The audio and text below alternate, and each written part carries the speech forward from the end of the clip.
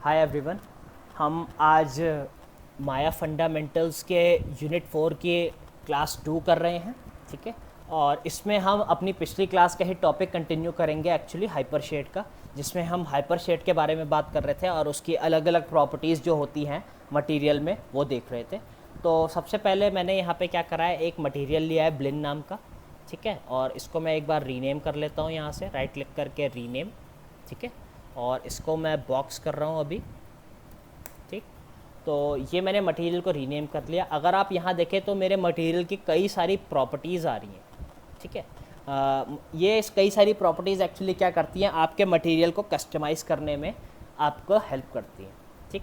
बहुत सारी प्रॉपर्टीज़ हैं, हम बहुत ज़्यादा डिटेल में नहीं जाएंगे। बहुत ज़्यादा डिटेल में आपका ये चीज़ टेक्सचरिंग में आएगी। जब आप टेक्सचरिंग करोगे, आपका जब टेक्सचरिंग स्टार्ट होगा कोर्स में, तो तब आएंगी ये सारी डिटेल्स। हम फिलहाल कुछ बेसिक के बारे में बात करेंगे। ठीक है। सबसे पहला कलर है, जो हम पिछली क्लास में देख चुके हैं। आप यहाँ से कोई भी कलर ले सकते हो। ठीक है। आप कलर की वैल्यू, कलर लाइट होना चाहिए, डार्क होना चाहिए, कलर में वाइट कितना होना चाहिए, कलर की विजिबिलिटी कितनी होनी चाहिए, कम होनी चाहिए, ज़्यादा होनी चाहिए, इन ऑप्शंस को छेड़ सकते हो। ठीक है। सारे कलर्स के ऑप्शन। नीचे जो आपको ऑप्शन मिलता है, सेकंड ऑप्शन, वो है ट्रांसपेरेंसी का। जैसे ही आप ट्रांसपेरेंसी बढ़ाते हो, आपका ऑब्जेक्ट ट्रांसपेरेंट होना स्टार्ट हो जाता है। ठीक है। ट्रांसपेरेंट ऑब्जेक्ट वही होता है जिसके थ्रू लाइट पास हो पाती है। ठीक है। जितना ऑब्जेक्ट की आप ट्रांसपेरेंसी बढ़ाते जाओगे, एक टाइम ऐसा आएगा जब आपका ऑब्जेक्ट इनविजिबल हो जाएगा। फुली ट्रांसपेरेंट हो जाएगा तो मतलब इनविजिबल हो जाएगा। ठीक है। तो ट्रांसपेरेंसी से आप ऑब्जेक्ट की एक तरीके से कह सकते हो, जो ओपेसिटी है उसको चेंज कर रहे हो आप। ठीक है।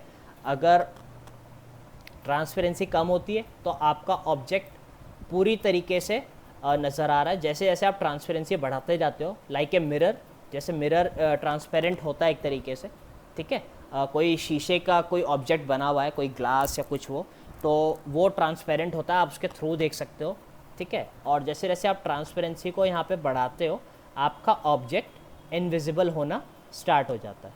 ठीक है। तो ये ट्रांसपेरेंसी का ऑप्शन था, जिससे आप अपने ऑब्जेक्ट को या तो ओपेक बना सकते हैं। जैसे अभी जो मेरा ऑब्जेक्ट है, यहाँ पे अगर मैं इस बार को सबसे लेफ्ट साइड में रखता हूँ तो अभी मेरा ऑब्जेक्ट ओपेक है, इसके थ्रू लाइट पास नहीं हो रही है। अगर मैं इसको ट्रांसपेरेंट बढ़ाता हूँ, ट्रांसपेरेंसी बढ़ाता हूँ, तो इसकी ओपेसिटी कम होने लगती है। ठीक है। ट्रांसपेरेंसी और ओपेसिटी बिल्कुल अलग अलग ऑपोजिट एंड्स हैं एक तरीके से। ठीक है। ट्रांसपेरेंसी बढ़ती है तो ओपेसिटी कम होती है, ओपेसिटी बढ़ती है तो ट्रांसपेरेंसी कम होती है। ट्रांसपेरेंसी और ओपेसिटी का मतलब भी बिल्कुल अलग है। ट्रांसपेरेंसी का मतलब है आप उस ऑब्जेक्ट के थ्रू देख पा रहे हैं कि नहीं। ठीक है। और ओपेसिटी का मतलब है कि वो ऑब्जेक्ट कितना ज़्यादा ओपेक, का मतलब हुआ कि कितना ज़्यादा वो लाइट को डिनाई कर रहा है एक तरीके से अपने थ्रू जाने के लिए। अगर कोई ऑब्जेक्ट हम बोलें कि कम्प्लीटली ओपेक है, ठीक है, फॉर एग्जांपल कोई मेटल बॉल है। ठीक है। जैसे कोई मेटल बॉल है, वो कम्प्लीटली ओपेक है, उसके थ्रू लाइट पास नहीं हो रही है। उसके आसपास तो लाइट आ रही है, लेकिन उसके थ्रू लाइट पास नहीं हो सकती। ठीक है। लेकिन अगर एक ग्लास की बॉल होगी तो उसके थ्रू भी लाइट पास होगी। तो हम ये क्या कहेंगे कि जो मेटल बॉल है वो कम्प्लीटली ओपेक है, और जो आपकी ग्लास बॉल है वो आपकी लेस ओपेक है, मतलब कम ओपेक है। ओपेसिटी एक तरीके से एक प्रॉपर्टी होती है कि ऑब्जेक्ट अपने थ्रू लाइट को पास करने दे रहा है कि नहीं करने दे रहा। अगर कोई ऑब्जेक्ट अपने थ्रू लाइट को पास करने देता है तो हम उसको कहते हैं ट्रांसपेरेंट ऑब्जेक्ट, और अगर वो अपने थ्रू लाइट को पास नहीं करने देता, हम उसको कहते हैं ओपेक ऑब्जेक्ट। वैसे एक सेमी ट्रांसपेरेंट होता है। जैसे अभी मेरा जो ट्रांसपेरेंसी का बार है वो लेफ़्ट साइड की तरफ है, और राइट साइड की तरफ मैं जाता हूँ, सॉरी, अभी लेफ़्ट ट्रांसपेरेंसी का बार मेरा लेफ़्ट की तरफ है। तो अभी मेरा ऑब्जेक्ट पूरी तरीके से ओपेक है, इसके थ्रू लाइट पास नहीं हो रही।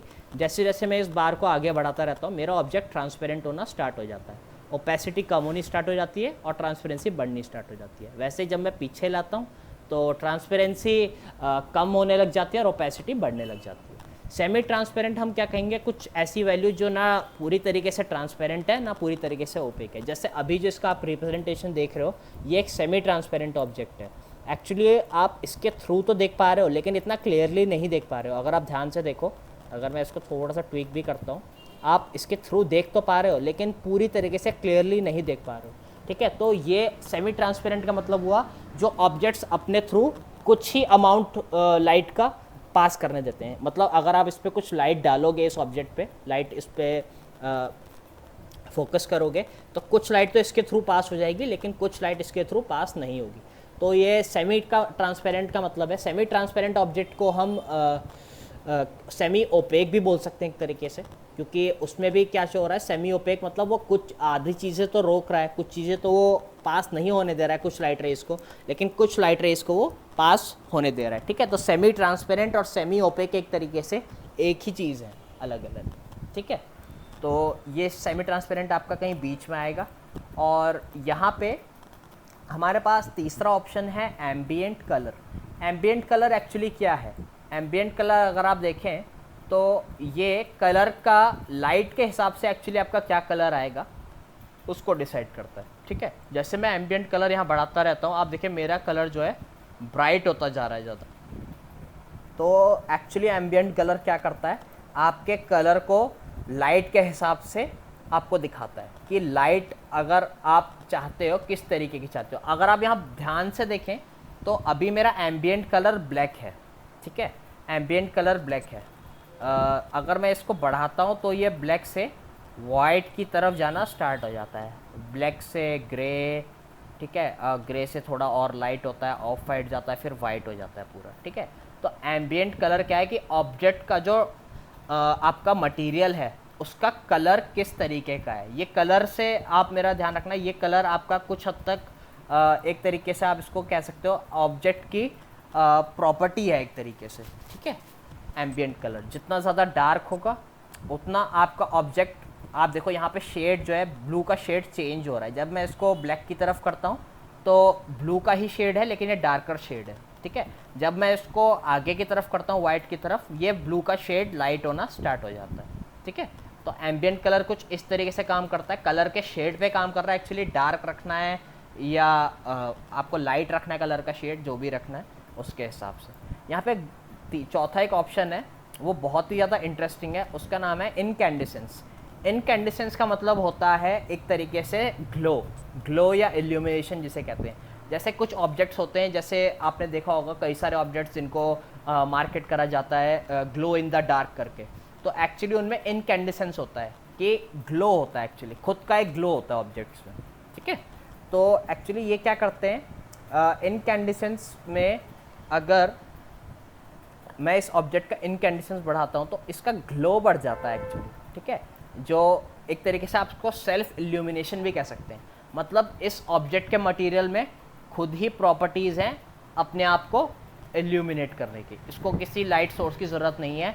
अगर मैं इसको ऐसा कुछ दिखाना चाहता हूँ, जैसे कैंडल होती है फॉर एग्जांपल, जो आपकी कैंडल होती है तो वो भी एक तरीके से आपकी आप कह सकते हैं कि इनकैंडिसेंस का ही एक एग्जांपल है, क्योंकि कैंडल से क्या हीट भी निकलती है और लाइट भी निकलती है और एक ग्लो भी होता है। ठीक है, लाइट का हमेशा ध्यान रखिएगा एक ग्लो होता है। ठीक है, वो डिपेंड करता है, जितनी ज़्यादा इंटेंसिटी होगी लाइट की उतना ज़्यादा ग्लो होगा, जितनी कम इंटेंसिटी होगी लाइट की उतना कम ग्लो होगा।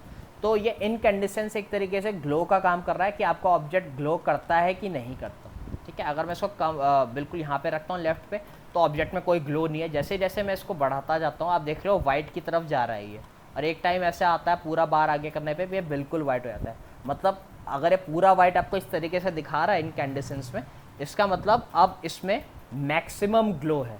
ठीक है, और अगर मैं इस बार को बिल्कुल पीछे ले आता हूँ तो इसका ग्लो अब ख़त्म हो गया। ठीक है, और अगर बीच में रखता हूँ तो इसमें अभी भी ग्लो है लेकिन उतना ज़्यादा नहीं है जितना पहले था। जैसे यहाँ पे था अभी भी इसमें ग्लो है और यहाँ पे ग्लो ख़त्म हो गया। ठीक है, तो ऑब्जेक्ट की जो सेल्फ इल्यूमिनेशन होता है, खुद से जो वो रोशनी को रिफ्लेक्ट कर रहा है एक तरीके से, उसको कहते हैं इनकैंडिसेंस। ठीक है, जिससे आपको ऑब्जेक्ट विजिबल हो जाता है डार्क में भी। ठीक है, इन ऑब्जेक्ट्स की कुछ प्रॉपर्टीज़ होती हैं जो ग्लो करते हैं, ये आपको अंधेरे में भी नज़र आ जाते हैं। ठीक, अच्छा, हमारा जो लास्ट ऑप्शन है वो है डिफ्यूज़। डिफ्यूज़ एक्चुअली जो काम करता है आपका, ये लाइट के अकॉर्डिंगली काम करता है कि लाइट में आपका ऑब्जेक्ट किस तरीके का दिखेगा। फॉर एग्जांपल, ठीक है, आपका ऑब्जेक्ट लाइट में डार्क दिखेगा या लाइट दिखेगा। ठीक है, जैसे जैसे आप डिफ्यूज़ को कम करता जाते हैं आपका ऑब्जेक्ट डार्क होता जाता है, और जैसे जैसे आप अपना ऑब्जेक्ट को डिफ्यूज़ को, एक्चुअली क्या कर रहा है, लाइट की प्रॉपर्टीज़ दिखा रहा है आपके ऑब्जेक्ट पे। अगर आपके ऑब्जेक्ट का डिफ्यूज़ कम होगा तो उस पर लाइट का जो इम्पैक्ट होगा वो कम पड़ेगा, लेकिन अगर आपके ऑब्जेक्ट का डिफ्यूज़ ज़्यादा की तरफ होगा तो उस ऑब्जेक्ट पे लाइट का जो इफ़ेक्ट आएगा, जो इम्पैक्ट आएगा, वो ज़्यादा आएगा। ठीक है, मतलब आपका ऑब्जेक्ट ज़्यादा अच्छे से लाइट की आप कह सकते हो लाइट की जो रेज़ है, जो आपने लाइट लगा रखी है, उसको ज़्यादा अच्छे से प्रेजेंट कर सकता है। ठीक है, और डिफ्यूज़ जितना कम होगा, मतलब आपका ये ऑब्जेक्ट पे लाइट का बहुत कम इफेक्ट है। अगर आप देखो, मैं इसका डिफ्यूज़ अगर 0 कर देता हूँ तो इस ऑब्जेक्ट पे लाइट का कोई फ़र्क नहीं पड़ेगा। ठीक है, और जैसे जैसे मैं डिफ्यूज़ बढ़ाता जाता हूँ तो वैसे वैसे लाइट का इन्फ्लुएंस आप इसको कह सकते हैं, आपके ऑब्जेक्ट पे बढ़ता रहता है। ठीक है, तो ये हमारे कुछ ऑप्शंस थे जो बहुत ज़रूरी हैं, जो हमें पता होना चाहिए। सबसे बेसिक ऑप्शन है, इनको कॉमन मटेरियल प्रॉपर्टीज़ करके यहाँ पे शो करा गया है माया में। ठीक है, तो काफ़ी ज़रूरी ऑप्शंस हैं, और हाइपर शेड में ये ऑप्शंस पता होना बहुत ही ज़्यादा ज़रूरी है। अगर आप आगे कंटिन्यू करना चाहते हैं हाइपर शेड में, तो आपको पहले बेसिक ऑप्शंस का पता होना चाहिए। बाकी यहाँ पे हमारे कुछ ऑप्शंस हैं जो कि काफ़ी एडवांस लेवल के ऑप्शंस हैं। जो बेसिक मटेरियल ऑप्शंस थे वो आपके ये थे जो मैंने आपको अभी समझा है।